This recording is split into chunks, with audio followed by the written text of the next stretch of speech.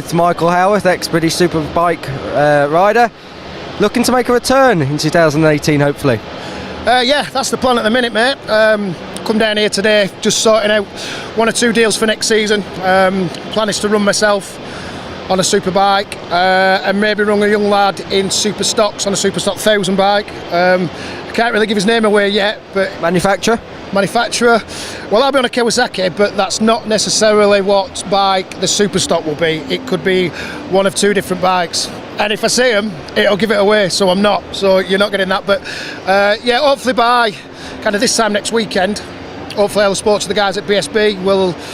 Everything should be in place to a point where we can start making proper announcements, and of course I'm quite sure you'll be on the phone to me wanting to know straight away for some sort of exclusive, which I'm sure we can do, lad. What about British Superbikes for 2018? Looks it was stronger than ever in 2017. Can it get stronger in 2018?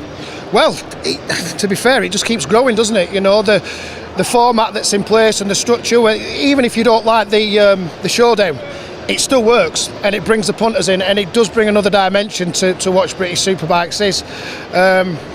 Like we said when I did the interview with the other week, it's where World Superbikes is failing, British Superbikes are succeeding. So you've got to ask yourself what World Superbikes needs to do if they're gonna compete with British Superbikes anymore. You know. Would British Superbikes' regulations be an option for World Superbikes? Maybe adopt a BSB kind of format.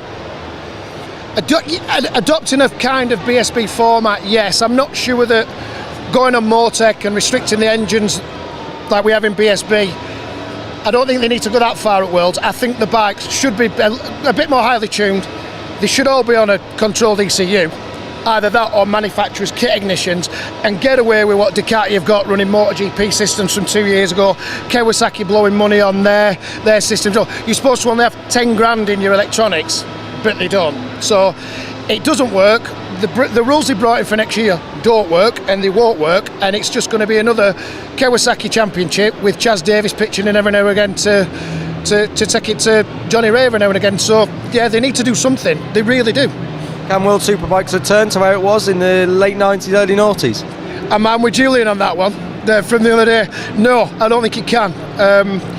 I think that the MotoGP brand is far too strong now for it to ever get anywhere near that. You've got to remember that when World Superbikes was at its peak, GP was at its lowest, and because there was no change, and then when Dorna came in and they turned it into MotoGP, it's too good, and I don't think that'll ever be lost now. But World Superbikes needs to be in a better place than it is now, because I don't understand how it's sustainable or why it needs to be sustainable. You know, the manufacturers are gaining nothing from it. Do you see World Superbikes maybe becoming a support class to the Grand Prix paddock? No, I think it'll stay in its own entity.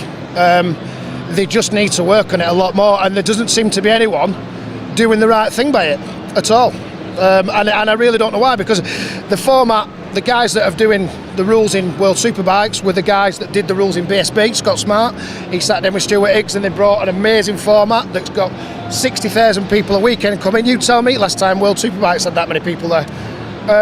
But they just seem so reluctant to bite the bullet and go for it. If Kawasaki spit the dummy out and walk away, and Ducati do the same, they'll get replaced. There'll be private teams that come in because it's more affordable, and there'll be more teams on the grid. It doesn't need to be a manufacturer-supported championship. BSB's proved that, because once it becomes successful, the manufacturers will come back to the sport, definitely. British Superbikes is successful. How successful do you think the new guys will do in 2018? Jake Dixon's obviously had his first full year, and Bradley Ray stepped up as a rookie this year. I'll be very interested to see how Bradley Ray goes. I think he had an amazing first season, and he's got a lot of talent, but he needs to make that next step now, like Jake Dixon did the year previous. I know he injured himself, but it's kind of nowhere, and then he stepped up to the marker this year, Jake. So we'll see what happens with Bradley Ray. He is undoubtedly talented, but there's been one or two races this year that he's been ever so slightly disappointing. So if he can iron that out and become the complete package, then yeah, we'll see the kid fly. So yeah, but then the super stocks as well.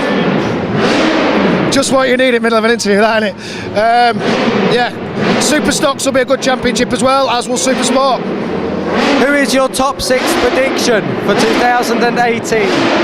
Yes, there will definitely be a top 6. With what riders? Yes, they will have riders too. With what names? You've got your three protagonists. Do you know what? I see the showdown being something very similar to this year, but maybe Hickman won't make it and Bradley Weir will or something. But yeah, the top six will be very, very similar to this year. Michael Howarth, I think it's a good time to leave you. Thank you very much. I'm going home. Thank you. See you next year. Thank you.